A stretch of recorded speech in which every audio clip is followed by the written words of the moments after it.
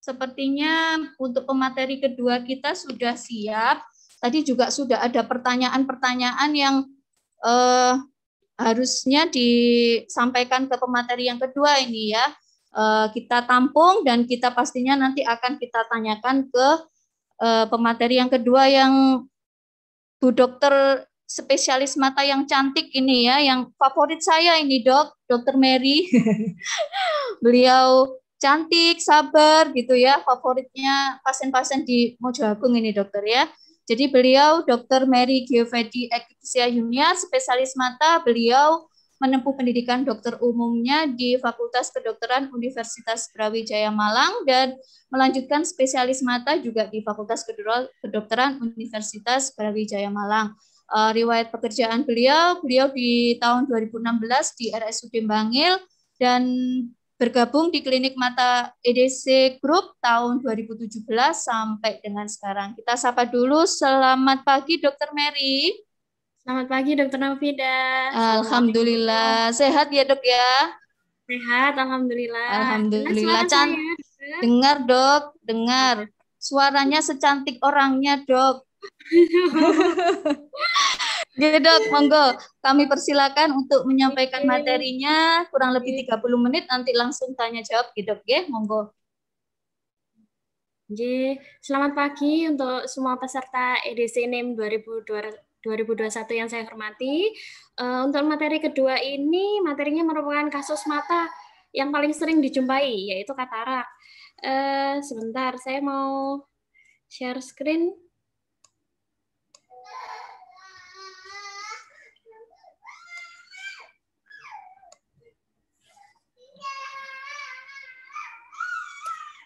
Apakah bisa sudah saya share screen-nya? Mungkin dibantu teman-teman panitia materinya Dokter Mary. Sampun. Nah, sudah kelihatan? Iya, Dokter. Sudah, Dokter. Dari materi kedua ini, saya harapkan sesudah mengikuti peserta dapat lebih mengerti apa itu katarak, dan yang paling utama bisa mendeteksi awal dari penyakit katarak ini ya. Oke, kita mulai. Apa itu katarak? Sebentar. Maaf, saya pindah dulu.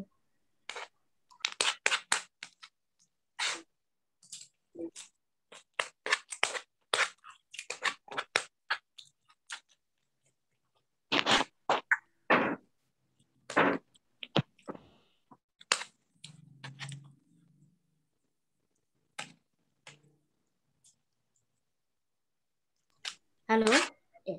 Katarak adalah kekeruan lensa yang mengarah kepada penurunan tajam penglihatan atau visual yang dirasakan oleh pasien yang disebabkan oleh proses penuaan, proses metabolisme, trauma, atau bisa juga keturunan. Ya. Kemudian ini anatomi dari mata. Saya jelaskan. Ini mata jika dilihat dari samping ya, ini bagian depan, bagian tengah, bagian belakang. Lah, katarak itu terjadi apabila ada kekeruhan pada lensa yang di tengah ini. Lensa tengah ini mengalami kekeruhan. Gambar di samping ini dapat dilihat kalau pada mata sehat, dia tengahnya ini hitam. Tapi kalau ada kataraknya, ada putih-putihnya di tengahnya ini ya. Kemudian, ini adalah macam-macam katarak. Yang paling sering ialah katarak senilis atau yang terjadi pada usia tua. Kemudian ada juga katarak kongenital, katarak komplikata, traumatika, maupun katarak sekunder. Nah, yang pada gambar ini adalah katarak kongenital, yaitu kekeruan lensa yang didapat sejak lahir.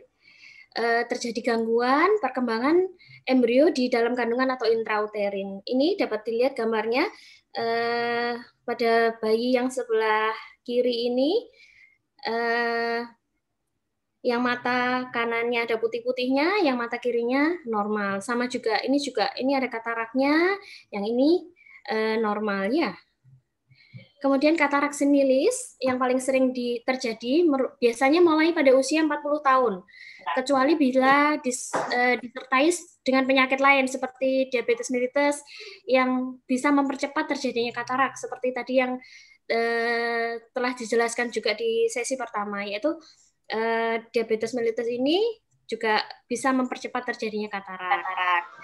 Kedua mata dapat terjadi katarak pada kedua mata ini dapat terjadi dengan derajat kekeruhan yang sama atau yang berbeda. Dan proses degenerasi lensa ini dapat terlihat pada beberapa stadium dari katarak senilis. Ini stadium-stadiumnya yaitu katarak insipient, katarak imatur, katarak matur, dan katarak hipermatur. Ini dijelaskan lagi tentang bagaimana kekeruhannya. Maaf. Oke, ini. Kalau insipient itu masih awal-awal. Jadi kekeruhannya hanya sedikit, kemudian yang lain-lain masih normal, visusnya masih bagus. Kemudian yang kedua atau yang imatur, kekeruhannya mulai bertambah, iris atau yang coklat di tengah mata itu mulai terdorong ke depan, bilik mata juga mulai dangkal, kemudian bisa juga terjadi penyulit yaitu glaukom. Kemudian sesudah imatur, tahap selanjutnya ialah matur, kekeruhannya itu sudah menyeluruh, ini kembali normal lagi. Tapi bukan berarti dia benar-benar normal karena kataraknya sudah mulai mengecil ya. Kemudian yang terakhir adalah hipermatur yang sudah cairan lensanya dia berkurang. Dan ini bisa menyebabkan berbagai komplikasi, yaitu bisa uveitis, glaukom, seperti itu. Kemudian katarak traumatika ialah katarak akibat penyakit lain, seperti apabila ada uveitis, kemudian yang ablasi ini apabila terjadi kerusakan pada saraf mata ada bagian belakangnya, retinitis, glaukoma, atau bisa juga katarak yang disebabkan oleh tumor yang di dalam bola mata. Selain itu, juga bisa disebabkan oleh penyakit sistemik seperti DM, kemudian juga penggunaan obat-obat dalam waktu yang lama seperti steroid itu juga bisa mempengaruhi. Ini gambarannya katarak yang traumatika. Ini katarak komplikata ini bisa dilihat pupilnya yang tengah ini itu tidak bulat. Ada bagian yang nempel-nempel di tepinya. Ini salah satu tanda kalau kataraknya ini bukan murni katarak yang biasa, tetapi ada komplikasi dari sebab yang lain. Kemudian katarak traumatika, yaitu kekeruhan lensa yang terjadi akibat baik trauma tumpul atau trauma tajam yang menembus bagian kapsul dari lensanya. Ini dapat dilihat pada gambar ini, pasien ini pasca trauma, korneanya sobek, ada jahitannya di sini, lensanya juga ada robekan, ini sudah ada lensa yang cairan lensa yang keluar di sini. Ini katarak yang disebabkan oleh trauma. Kemudian katarak sekunder, kekeruhan pada mata, yaitu pada bagian kapsul posterior atau belakang lensa, yang terjadi pada beberapa minggu, beberapa bulan, beberapa tahun, bahkan bisa 1-5 tahun setelah pasien menjalani operasi katarak. Jadi sesudah menjalani operasi katarak itu namanya katarak sekunder. Ini sebenarnya bukan katarak, tapi karena ketika kita melakukan operasi, saya tunjukkan dengan dari gambar yang sebelah kiri, ini lensa di sebelah sini ada putih-putihnya, ada katarak, kita ambil. Sesudah kita ambil, kita memasukkan lensa tanam. Untuk memasukkan lensa tanam di bagian belakang ini harus tetap kita tinggalkan supaya ada tempat untuk menampung lensa tanamnya. Lah, yang mengalami kekeruhan itu adalah kapsul belakangnya ini. Ini yang disebut oleh katarak sekunder. Ini dapat menghalangi cahaya yang masuk ke dalam mata karena ada kekeruhan di sebelah sini. Tadi saya lihat juga ada pertanyaan ya tentang ini. Sesudah operasi katarak apakah bisa terjadi katarak? Ini namanya katarak sekunder, tapi bukan benar-benar katarak, tapi kekeruhan pada lensa pada kapsul posterior. Penanganannya bisa dilakukan laser, jadi di laser bagian tengahnya ini. Pinggir-pinggirnya ini ada putih-putihnya, di laser tengahnya supaya ada cahaya yang bisa melewati ini. Seperti itu ya. Selanjutnya, gejalanya apa saja? Sulit melihat pada malam hari terutama. Kemudian ada lingkaran cahaya saat memandang sinar, kemudian bisa pandangan ganda, pandangan suram, seperti melihat ada awan atau asap, seperti tertutup kabut. Lebih sensitif pada cahaya, membutuhkan cahaya terang untuk membaca atau ketika beraktivitas, dan sering mengganti-ganti ukuran kacamata karena tidak cocok ukurannya. Ini bisa salah satu tandanya dari katarak. Nah, seperti ini. Ini dibedakan pada mata normal yang sebelah kiri, pada katarak ini seperti ini lebih jelas, ini seperti tertutup kabut, seperti ada penutupnya gitu. Nah, pemandangan siang hari kalau pada penderita katarak dia silau sekali. Jadi yang langit-langitnya ini lebih silau. Kemudian sama pada malam hari ini juga lampu-lampu ini menyilaukan sekali pada penderita katarak. Selanjutnya, pemeriksaan pada pasien katarak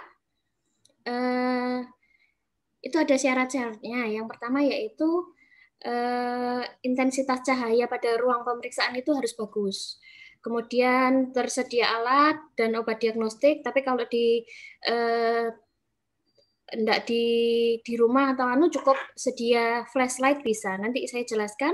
Kemudian dilakukan secara sistematis, mengetahui tadi anatomi, gejala, dan tanda katarak yang sudah saya jelaskan. Kemudian harus membuat catatan medis yang rapi dan mudah dibaca. Pertama kita lakukan anamnese, yaitu dilakukan dengan ramah, mencatat identitas pasiennya, menggali keluhan utama, keluhan tambahan, dan perjalanan penyakit. Kaburnya mulai kapan, kemudian kaburnya seperti apa, ada nyeri atau tidak, seperti itu keluhan utamanya harus digali. Kemudian harus tahu juga riwayat pengobatan dan penyakit-penyakit terdahulunya. Sudah pakai obat apa untuk kaburnya ini, kemudian apakah ada riwayat kencing manis, darah tinggi, seperti itu. Nah, ini kita lanjut ke pemeriksaan tajam penglihatan.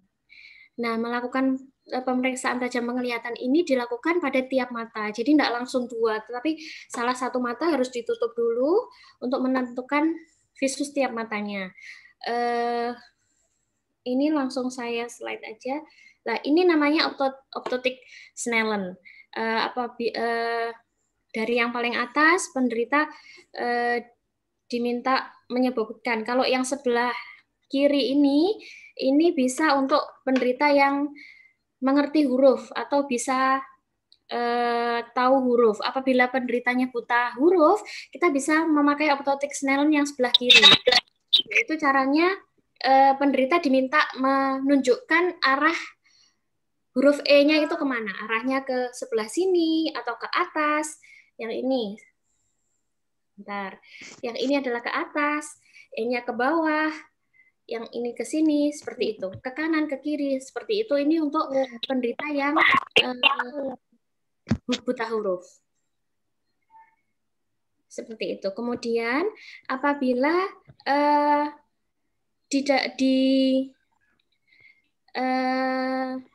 tidak ada optotik Snellen yang tersedia, bisa menggunakan hitung jari.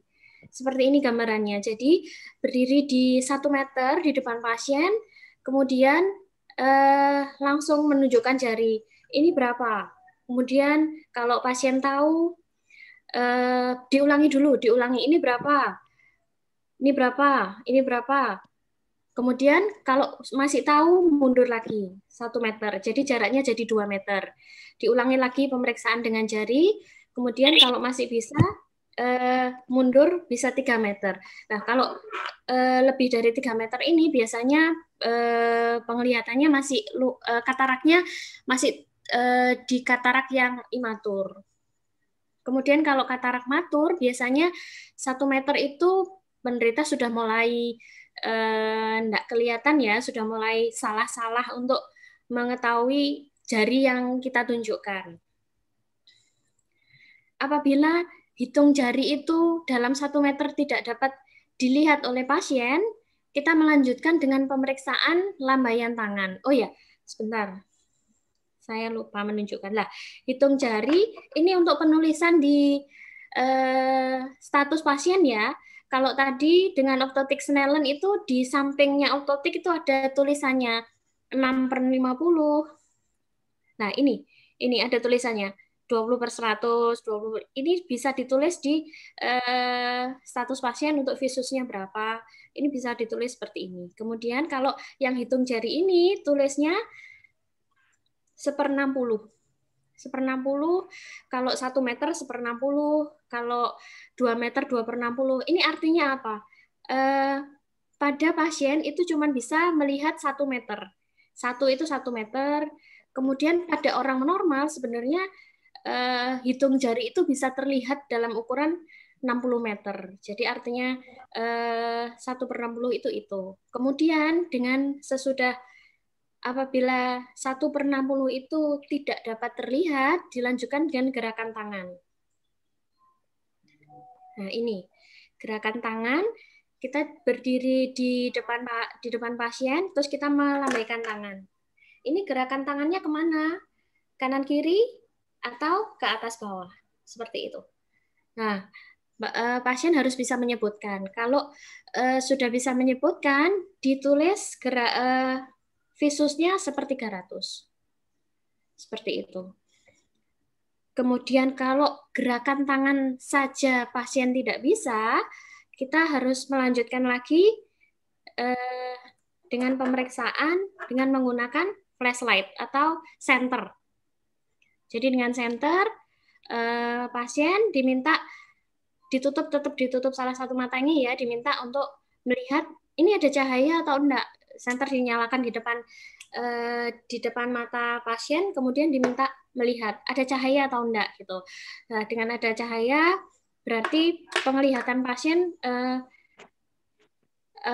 saraf penglihatannya masih bagus sehingga kataraknya belum terjadi komplikasi pada saraf matanya. Kalau cahaya senter saja sudah tidak terlihat, berarti sudah terjadi kebutaan dan tidak bisa dilakukan operasi katarak. Selanjutnya sesudah visus, ini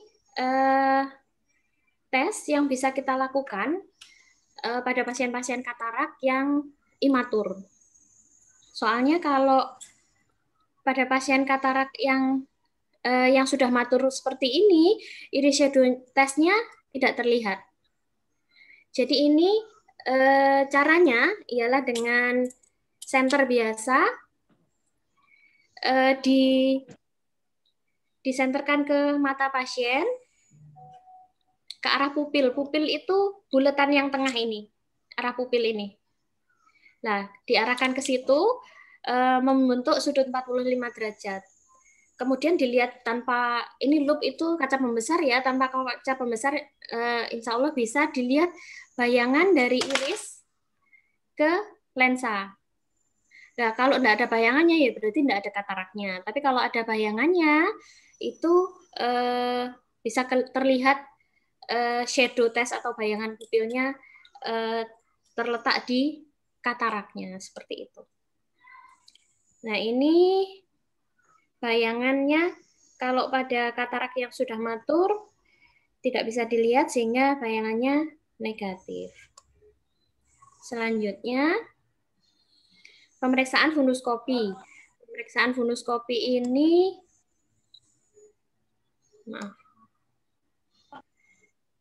sebaiknya dilakukan di ruang yang relatif gelap.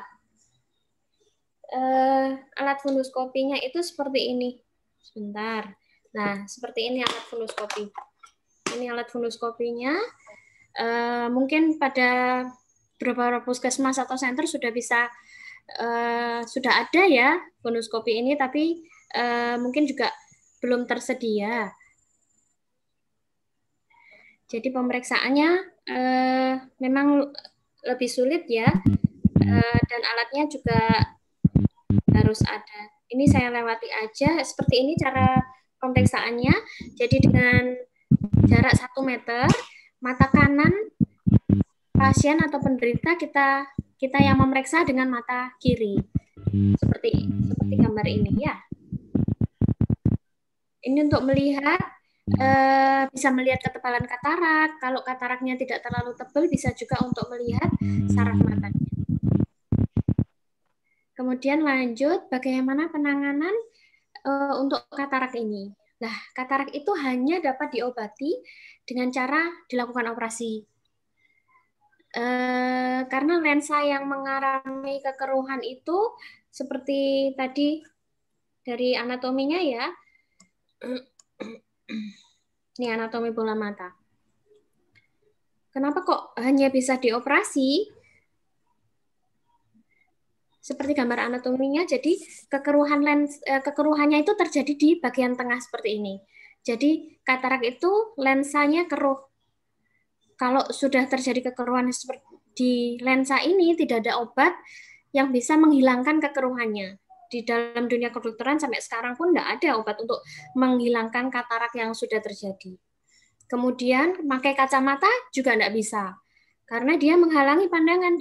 Dari sini kan terhalang kataraknya, jadi pakai kacamata juga tidak bisa. Ya, pengobatan yang terbaik adalah kataraknya ini harus diambil, dioperasi, dikeluarkan, kemudian nanti diganti dengan lensa tanam. Seperti itu ya. Lanjut lagi.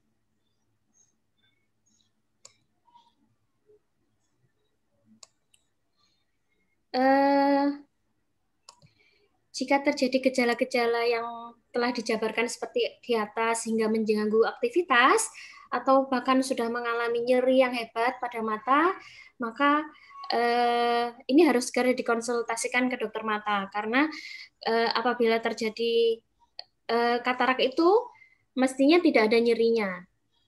Tetapi kalau sudah ada nyeri, itu bisa terjadi bisa saja sudah terjadi komplikasi, yaitu bisa komplikasi glaukom seperti itu. Jika pasien merupakan kandidat operasi katarak, maka operasi dapat dijadwalkan sesuai kebutuhan pasiennya. Soalnya masing-masing pasien itu memiliki kebutuhan waktu operasi yang berbeda. Contohnya, misal katarak yang masih imatur atau sedikit mungkin belum mengganggu pada kebanyakan orang, tetapi pada pasien yang memiliki pekerjaan yang sangat tergantung dengan ketelitian penglihatan yang tinggi, mungkin sudah butuh operasi pada awal-awal itu, seperti itu. Sedangkan ada juga operasi katarak yang memiliki urgensi yang sangat tinggi, seperti yang sudah terjadi komplikasi. Kemudian ini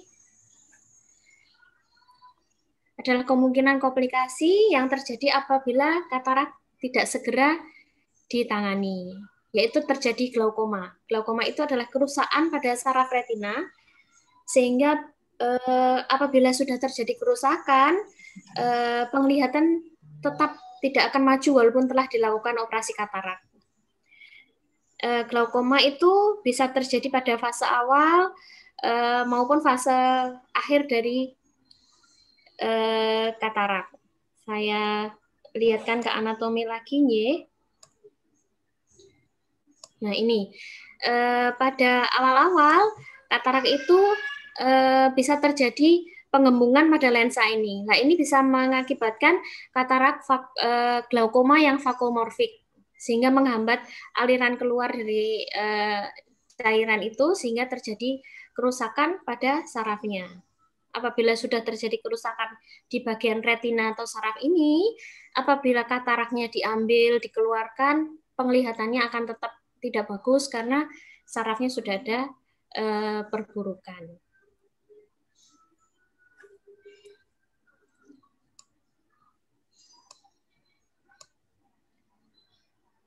Kemudian sudah, terima kasih, itu saja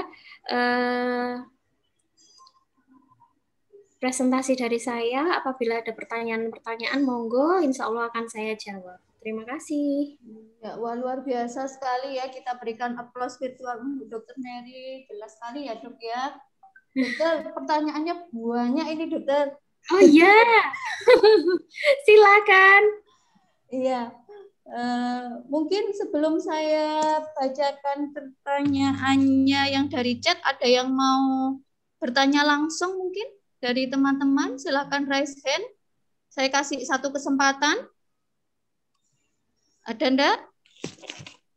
Kalau enggak ada, sambil menunggu ya, saya bacakan ini pertanyaan pertama ini dokter. Ini apakah cacar bisa menyebabkan katarak dokter? Kalau cacar Bisa. enggak, kalau cacar enggak ada. Jadi penglihat katarak ini seperti tadi yang sudah saya jelaskan di slide, bisa karena trauma, bisa kongenital. Jadi dari dalam kandungan sudah terjadi, bisa karena ini lebih bisa karena tokso seperti itu. Kalau yang katarak kongenital, terus karena katarak sendiri bisa karena usia, bisa juga lebih cepat karena kencing manis. Kemudian ada juga katarak yang komplikata seperti pada yang saya jelaskan ini, ada radang, kemudian ada perlepasan saraf, kemudian obat-obatan juga ada yang bisa menyebabkan percepatan terjadi katarak, yaitu golongan steroid, chlorpromazine, miotik, amiodaron seperti ini. Kemudian yang lain lagi adalah karena katarak karena trauma. Kalau cacar sih insya Allah enggak ada. Tidak ada ya dokter ya. Nah ini lanjut pertanyaan karena dokter Mary tadi menjelaskan tentang katarak kongenital ya dok ya. Nah iya. Jadi ini ada pertanyaan juga dari teman-teman lewat chat itu nyambung ya dok ya. Nah ini kira-kira penyebabnya apa saja nih dok kalau katarak kongenital? Selain tokso mungkin ya dok ya, mungkin ada penyebab lain. Terus kemudian dari teman-teman perawat sendiri mungkin apa saja yang edukasi yang bisa diberikan kepada ibu hamil supaya nanti tidak terjadi katarak pada bayinya gitu dok, mungkin bisa dijelaskan. Iya ya, kalau yang lebih sering ya memang yang tukso itu. Karena itu pada ibu hamil di edukasinya juga makan makanan yang jangan yang mentah seperti itu, makanan yang kurang matang itu harus dihindari karena itu bisa menyebabkan untuk hewan peliharaan itu juga harus diwaspadai, jangan sampai terlalu dekat kalau dengan ibu-ibu hamil seperti itu. Lebih ke arah tokso kalau yang katarak kongenital ini. Oh ya, berarti penyebab terbanyaknya dari tokso ya dokter ya? Karena tokso. Ya, berarti tetap kita berikan edukasi supaya ibu hamil gizi seimbang ya dok ya, gizi makan makanan yang bergizi ya. Terus kemudian lanjut ini dok, ada pertanyaan tentang katarak traumatik dokter. Nah ya. Ini kok kalau misalnya teman-teman yang ada di pelosok ini dok, kebetulan ada yang di Timor Leste dok menemukan pasien katarak karena benda tajam. Nah ini kira-kira penanganannya seperti apa dok? Karena mereka di pelosok nih mungkin fasilitasnya kurang atau apa namanya rumah sakitnya jauh gitu ya dok ya. Nah kira-kira penanganan awal yang bisa dilakukan ini bagaimana dokter? Monggo. Iya kalau katarak traumatika ya memang tidak bisa ditangani sendiri di daerah terpencil ya. Memang kita kalau penanganan pertama ya ditutup dengan kasa. Kemudian ya memang harus dirujuk, soalnya apabila sudah terjadi seperti ini harus dilakukan penjahitan dari korneanya, kemudian dilakukan juga pengangkatan dari katarak traumatikanya, seperti itu. Jadi tidak bisa ditangani sendiri di daerah, ya memang kalau tidak ada alatnya ya memang cukup ditutup tanpa dilakukan penetesan, pembilasan, harus hanya ditutup aja, kemudian dikirim ke center yang lebih besar, seperti itu. Ya, berarti hanya ditutup aja ya dokter, pokoknya tidak dilakukan apa-apa, terus kemudian dirujuk ya dokter ya. Nggak bisa, penanganannya memang soalnya ya harus dilakukan penjahitan, harus dilakukan pengangkatan kataraknya, seperti itu. Oke, baik. Ini lanjut ya dokter, tentang after katarak ya dokter, atau katarak sekunder mungkin ya dokter ya. Jadi tadi ada pertanyaan bagaimana ini tentang pencetusnya, dokter. Pencetus daripada after katarak, apakah itu disebabkan karena pasiennya sendiri atau dari faktor lain gitu, faktor pencetusnya. Kemudian apakah ada hubungannya dengan prosedur operasi yang dilakukan, dokter? Mungkin kalau prosedur yang ini lebih cenderung terjadi after katarak seperti itu, dokter. Yeah. Kalau katarak sekunder atau after katarak ini sih enggak berhubungan dengan mungkin lebih berhubungan dengan jenis iolnya ya, yang pada beberapa itu tapi masih dalam penelitian juga sih, jadi masih belum jelas juga apa. Tapi kalau jenis operasinya enggak, jadi lebih ke arah jenis dari iolnya, kemudian pembersihan dari katarak atau bagian tepi-tepi kataraknya itu sudah benar-benar bersih atau enggak, seperti itu. Nah, kapsulnya ini kalau lensanya sudah diambil, ini bagian tepi-tepinya ini juga harus benar-benar bersih. Karena kalau enggak lebih mudah untuk terjadi katarak sekunder itu. Seperti itu. Kalau sudah terjadi katarak sekunder, kira-kira mungkin teman-teman perawat ini kalau di perifer kan ditanya masyarakat, dokter ya, atau pasien. Ini kira-kira kalau saya sudah operasi katarak, kemudian timbul lagi, saya harus gimana gitu? Bagaimana, dokter, untuk tindak lanjutnya? Iya, jadi ini bukan katarak yang timbul lagi ya. Jadi memang ini karena kapsul posteriornya mengalami kekeruhan. Ini bisa dilakukan laser. Jadi dilakukan laser, ada alatnya khusus untuk membuat lubang atau membuat cahaya bisa masuk yang bagian tengah ini. Ini contoh pasien yang sudah mengalami katarak sekunder, terus sudah dilakukan laser, jadi tengahnya ini ada lubangnya seperti ini. Oke, ya. Jadi untuk teman-teman semuanya, jadi misal ada pertanyaan dari masyarakat, saudara atau apa ya, jadi kalau misalnya sudah ada katarak, kemudian timbul lagi, bisa dilakukan laser seperti itu ya, dokter ya? Dokter Novida? Ya. Ini mau nambahin yang katarak kongenital itu. Oh iya, boleh dokter. Ini ada juga yang karena rubella. Oh iya, oke, dokter. Yang gejalanya pada ibu hamil ada ruam-ruam yang mirip cacar itu bisa. Jadi ada trias rubella kongenital, yaitu pada kelainan matanya terjadi katarak, kemudian ada kelainan pada THT, jadi bisa telinganya ada kelainan pendengaran, juga kelainan pada jantung. Jadi ini ada imunisasinya juga ya. Ini saya dapat info dari Dokter Reni, matur nuwun Dokter Reni. Ini ada dari Kemenkes ada imunisasi rubella yang bisa dilakukan seperti itu. Ini paling banyak tadi juga dibetulkan, matur nuwun Dokter Reni, dibetulkan yang terbanyak bukan tukso tapi ya rubella. Oke. Jadi bisa karena tukso atau rubella ya, dokter ya, dan ada imunisasinya seperti itu ya, dokter. Gimana kalau nanti kalau sakit gimana? Ayo. Baik, kita lanjutkan. Nah, ini ada pertanyaan menarik nih, dokter. Nah, ini kan banyak mata minus ya, dokter ya, miopia mungkin ya. Nah, itu kira-kira bisa jadi katarak nggak, dok, kalau misalnya menderita mata minus atau miop, dokter? Ya, katarak tidak hanya terjadi pada mata miop, tapi semua mata bisa mengalami katarak. Mata miop juga bisa mengalami katarak. Yang membedakan mungkin nanti ukuran lensa yang dipasang itu akan berbeda. Kemudian jadi kalau mata miop itu sumbu bola matanya lebih panjang dari normal. Nah, ini sumbu bola mata yang normal segini, kalau mata miop dia lebih panjang lagi.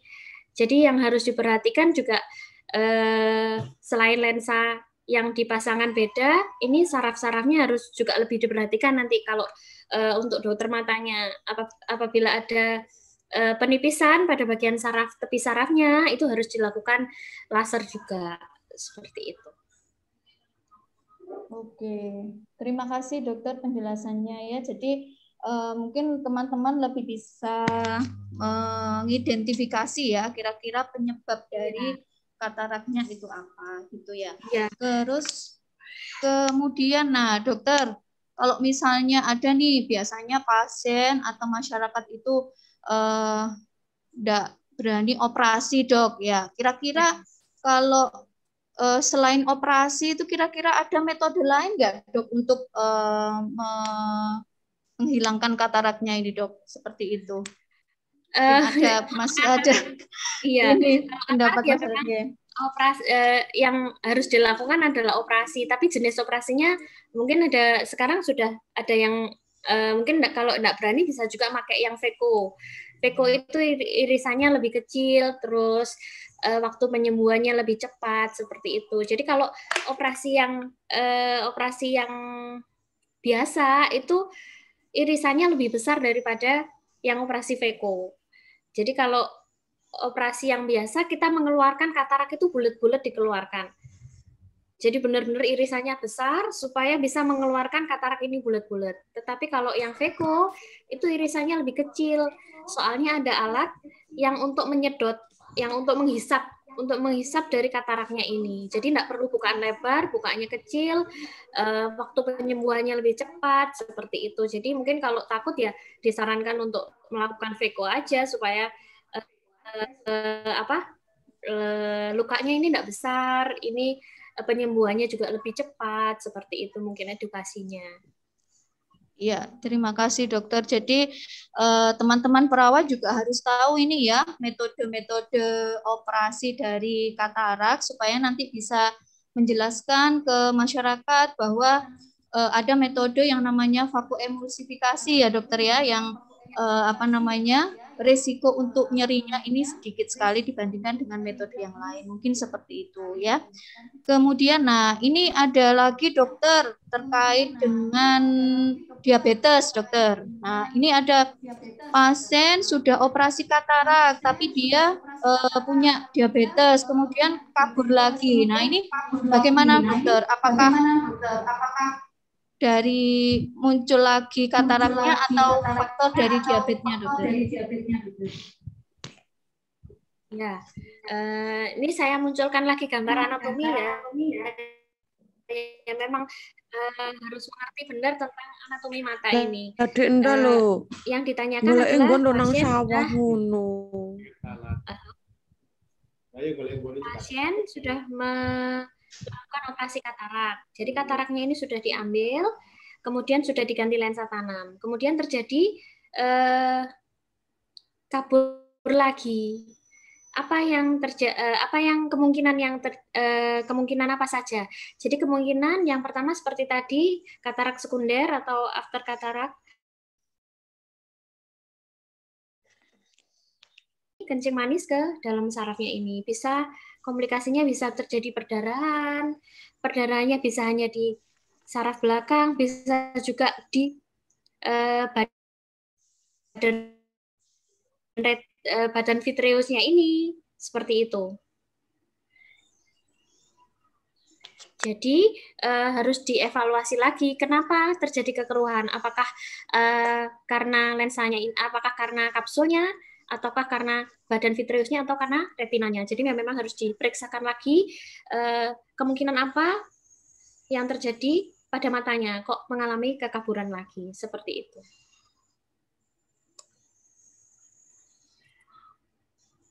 Ya, berarti meskipun kataraknya sudah dioperasi, kemungkinan kabur itu masih bisa ya dokter, tapi bisa. Ya, masih bisa, terutama yang mungkin punya diabetes ya dokter ya. Ada kelainan sistemik, bisa diabetes, ya. bisa darah tinggi, seperti itu. Karena diabetes dan darah tinggi bisa mempengaruhi ke saraf matanya. Kalau sarafnya ada kerusakan juga, ya penglihatannya akan turun lagi, seperti itu.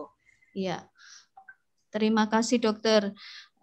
Kemudian ini ada pertanyaan lagi tentang katarak dengan glaukoma dokter. Nah, ini kira-kira kalau ada pasien yang punya katarak dan sekaligus glaukoma, ini penanganannya seperti apa dokter? Kemudian apakah bisa sembuh secara optimal, dokter, kalau satu mata ada dua sakit yang diderita ini, dokter? Ya, jadi glaukoma itu yang paling dikhawatirkan apabila glaukomanya sudah terjadi kerusakan pada saraf matanya ini. Apabila sudah terjadi kerusakan pada saraf mata, kemungkinan penglihatan sesudah operasi katarak juga tidak bisa maksimal. Tentang glaukoma ya, saya jelaskan. Jadi glaukoma itu adalah peningkatan tekanan bola mata yang mengakibatkan kerusakan pada saraf mata. Jadi di dalam bola mata itu ada aliran yang di dalam mata humor aqueous atau cairan bola mata yang di dalam, diproduksinya adalah di tempat ini, kemudian alirannya dia ke depan, kemudian keluarnya di sini. Nah, pada penderita glaukom, alirannya yang keluar ini tidak bagus. Jadi kayak seperti balon yang sudah penuh, tetap aja diisi, dia menekan ke semua arah. Kalau terjadi penekanan pada sarafnya ini, nah sarafnya mengalami kerusakan seperti itu. Kalau operasinya bagaimana ya? Biasanya bisa langsung dioperasi satu kali, yaitu operasi pengangkatan kataraknya, kemudian ditambah membuat salurannya ini supaya tidak terjadi peningkatan tekanan bola mata seperti itu. Jadi ya bagaimana hasil operasinya tergantung sarafnya ini. Kalau sarafnya masih bagus, ya hasil operasinya bagus. Kalau sarafnya sudah ada kerusakan, penglihatannya bisa tidak kembali, bisa lebih baik sedikit, seperti itu. Jadi hasil operasi tergantung sarafnya ini. Saraf retina ini, seperti itu. Iya, jadi tetap penyakit lain itu juga mempengaruhi hasil operasi ya, dokter ya? Sangat mempengaruhi. Sangat mempengaruhi ya. Baik, nah ada ini pertanyaan yang tadi menyambung yang sekunder, dokter, katarak sekunder. Nah itu kira-kira berapa sih rentang waktu yang biasanya muncul, dokter, kalau sudah dioperasi katarak kemudian muncul katarak sekunder itu kira-kira pengalaman berapa lama, dokter, bisa muncul lagi? Beragam ya, enggak bisa bilang oh segini langsung muncul. Ada yang sudah 20 tahun juga tetap bersih aja, itu juga ada yang berapa bulan gitu sudah ada katarak sekundernya atau after katarak ini juga ada. Jadi enggak bisa memastikan oh Anda nanti 5 tahun lagi pasti ada katarak sekundernya, enggak bisa seperti itu. Jadi dievaluasi, tetap harus dievaluasi. Jadi mungkin 6 bulan sekali sesudah operasi gitu tetap harus kontrol untuk dievaluasi ada katarak sekundernya atau enggak, seperti itu. Kalau misalnya jarak katakanlah 5 bulan sudah muncul, kira-kira tadi dokter Mary memberikan penjelasan di laser itu apakah bisa langsung di laser ataukah harus menunggu dulu berapa lama gitu, dokter? Mungkin bisa langsung di laser, enggak apa-apa. Bisa langsung ya, dokter ya? Iya, bisa. Oke, baik. Pertanyaannya alhamdulillah banyak banget, dokter. Cuman tadi ada yang sama ya, dokter. Jadi saya gabung-gabungkan supaya enggak terlalu banyak. Nah, ini waktu masih ada ya kira-kira ya. Mungkin ada yang mau bertanya langsung? Ada yang bertanya, Ibu? Oh ya, silahkan. Bisa disebutkan namanya dan dari mana? Monggo. Baik Ibu, dari Rumah Sakit Mata Pekanbaru Center, dari atas nama Siti Munawaro.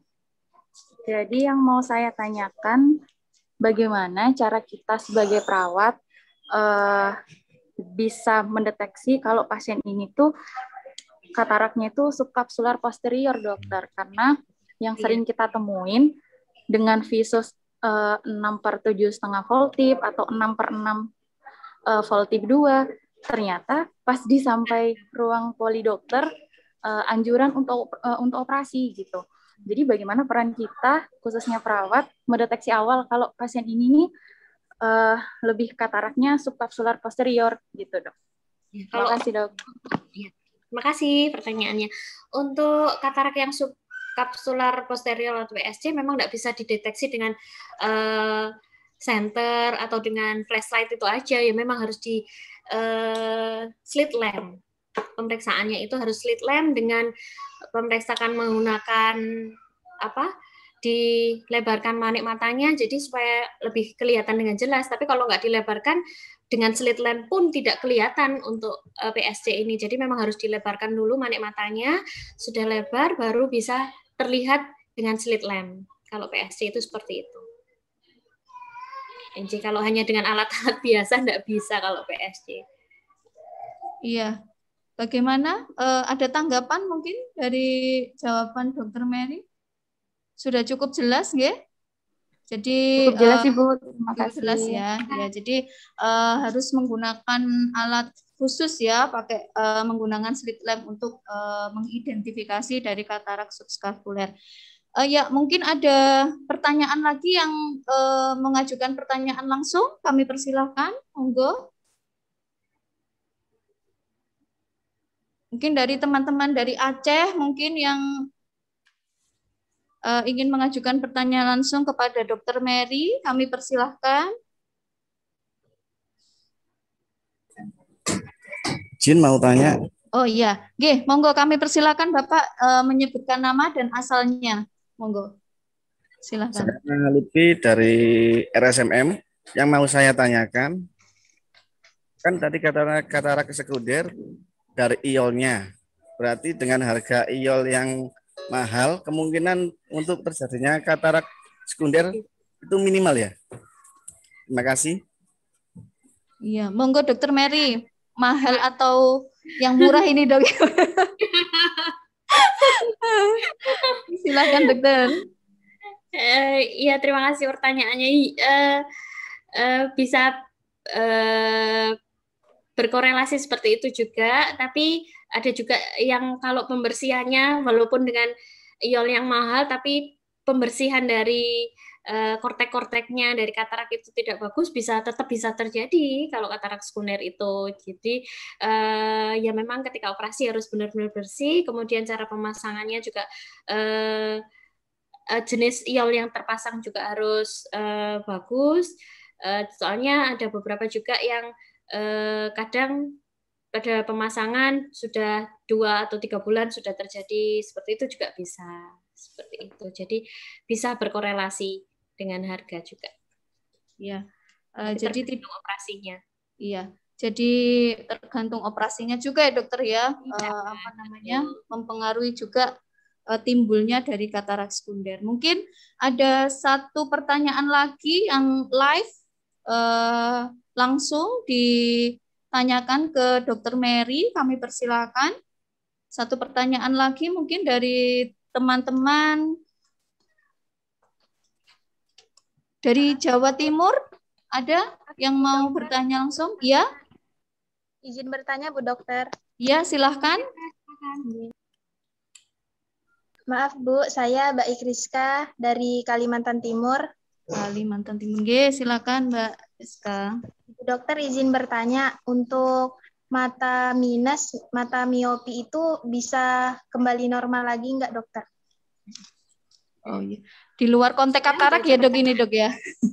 Iya, nggak apa-apa. Nggak apa-apa, bonus dokter ya. Makasih Bu Dokter.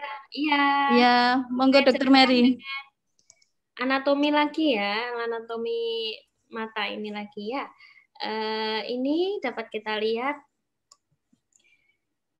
mata jika dilihat dari samping. Apabila ini mata normal ya, dia apabila ada cahaya, dia langsung jatuhnya bayangan langsung di sarafnya, langsung di retinanya, karena itu jelas. Tetapi kalau mata miopia, sumbu bola mata dari depan ke belakang ini lebih lonjong dari normal. Jadi dia anatomi bentuk bola matanya lebih ke belakang seperti ini. Nah, jadi dia lebih lonjong. Karena itu, apabila ada cahaya yang masuk, dia tidak sampai ke sarafnya, hanya sampai di depannya sini. Kalau sampai di sini, penglihatannya kabur. Untuk menjelaskan, ya harus pakai kacamata min ini. Kemudian, untuk menjelaskan, apabila sudah memakai kacamata, dia akan sampai di sarafnya ini. Lah, apa bisa mata min itu disembuhkan? Tidak bisa, soalnya ya memang sumbu bola matanya lebih panjang dari normal. Jadi ya memang harus memakai kacamata supaya penglihatannya lebih jelas. Kalau untuk menghilangkan ukuran min bisa enggak? Biasanya ada operasi yang namanya lasik.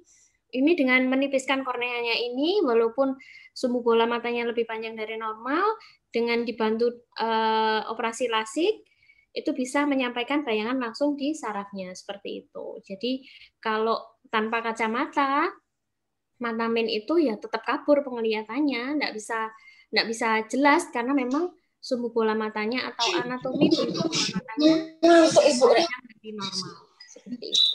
Oke, berarti bisanya ini ya dok, dikurangin ya dok ya ukurannya ya dok ya. Kalau untuk dengan lasik itu. Dengan lasik itu tadi, atau untuk supaya penglihatan jelas tetap pakai kacamata ya teman-teman ya. Ya, baik. Mungkin ada satu pertanyaan lagi dokter dari chat ya sebelum kita akhiri di sesi yang kedua ini. Nah, ini pertanyaan terakhir, apakah semua katarak itu bisa dioperasi, dokter? Tadi kan ada katarak kongenital yang anak-anak bayi-bayi yang baru lahir mungkin ya dok ya, terus kemudian yang lansia yang benar-benar usianya sudah tua, kemudian mungkin ada penyakit-penyakit penyerta yang lain. Nah, itu apakah semua katarak bisa dioperasi, dokter? Seperti itu. Ya, kalau katarak kongenital ya memang harus dioperasi karena kalau tidak dia mempengaruhi sarafnya. Sarafnya tidak bisa berkembang dengan baik kalau kataraknya tidak diambil. Jadi kalau katarak kongenital operasinya dengan general anestesi atau operasi yang bius umum. Kemudian kalau katarak senilis kalau tidak ada komplikasi seperti tadi kalau ada glaukom, tensi bola matanya harus dinormalkan dulu. Baru bisa dilakukan operasi. Ada kencing manis, gulanya tidak boleh lebih dari 200 ketika operasi. Tensinya juga harus di bawah 160 ketika operasi, seperti itu. Kemudian kalau katarak komplikata itu tergantung sarafnya tadi. Kalau sarafnya kalau penglihatannya sudah tidak bisa melihat bayangan cahaya, ya walaupun dioperasi, kalau sudah tidak bisa lihat bayangan cahaya, penglihatannya akan tetap tidak maju, seperti itu. Kemudian kalau katarak komplikata harus dilihat dulu, komplikatanya karena apa, harus ditangani dulu, tidak bisa, oh ini saya langsung operasi, gitu. Padahal ada sarafnya lepas, ada tumornya, seperti itu ya tetap harus ditangani semuanya, tidak bisa diambil aja kataraknya. Kalau katarak traumatika dilihat traumanya sampai seperti apa gitu. Kalau sudah terjadi kerusakan pada saraf ya tetap tidak bisa dilakukan operasi. Ya memang harus dievaluasi keseluruhan dari anatomi atau kerusakan dari ketika terjadi traumanya itu. Oke ya. Terima kasih dokter atas penjelasannya luar biasa. Kayaknya pertanyaannya sangat banyak tapi tidak bisa dijawab ini dokter karena waktu. Ya, jadi untuk teman-teman peserta mohon maaf kalau misalnya ada pertanyaan yang belum bisa dijawab, mohon kiranya pantau terus media sosialnya EDC ya. Nanti kita akan misalnya ada pertanyaan boleh ditayangkan di situ, kemudian juga insya Allah nanti akan diadakan live streaming YouTube ya, dengan narasumber-narasumber yang lebih kompeten ya, rekan-rekannya Dr. Mary ini ya, mungkin nanti Dr. Reni juga bisa gabung, nanti monggo ikut live streaming supaya nanti lebih jelas lagi tentang penyakit-penyakit mata seperti itu. Dr. Mary terima kasih banyak, berkah ya dokter ilmunya ya. Amin. Amin ya. Terima kasih Dr. Mary selaku narasumber yang kedua. Mudah-mudahan ilmu dari Dr. Mary bermanfaat untuk teman-teman dan jangan hanya disimpan sendiri ya. Tadi kalau ada saudara kemudian masyarakat yang menanyakan tentang kasus-kasus mata, monggo teman-teman bisa memberikan edukasi ya. Kemudian tindak lanjutnya seperti apa, monggo dipersilakan. Dan jika ada kesulitan-kesulitan, monggo teman-teman bisa masuk ke medsosnya Klinik Mata EDC Group. Nanti dokter-dokter kami akan membantu teman-teman untuk menjawab pertanyaan dari masyarakat sekitar seperti itu ya. Mungkin ini ada yang mengajukan permintaan materinya di-share. Boleh ya Dokter Mary materinya di-share ke teman-teman dokter? Monggo, silakan. Oke, ya. Nanti teman-teman panitia mohon dibantu untuk memberikan materi. Baik,